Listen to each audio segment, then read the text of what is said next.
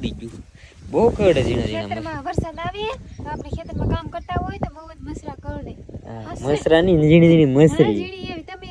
ઓલા ખેતરમાં કપાસ નેતતા હોય તો કમેન્ટ કરીને કીધે તો તમારે મસરા કરડે કે એમ અમારે તો બહુ જ મસરા કરડે બોલો મસરાની મસરી કહેવાય હાલો હા ઈ મસરી અમારે બહુ ભરમાન જનક દામન શાક શીખવાડે તો મને તો ખુશી ના ઉડ આવી ગયા તો વાડ આવે છે માથે ટાકી દે હવે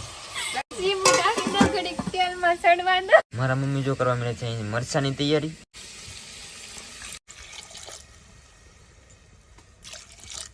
ભેવેલ મરચું નાખી દીધું ને 2 ગ્લાસ પાણી નાખી દીધું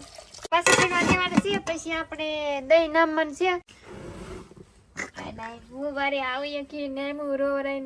દહીં છે ને ઘરે મેળવેલું છે ને અને છે ને ડાંભાના શાકમાં નાખવાનું છે આપણે મસ્ત સડી ગયા છે ડાંભાના દહીં નામ દે ગાયનું છે એટલે બહુ ફોદા ને ભેંસનું હોય તો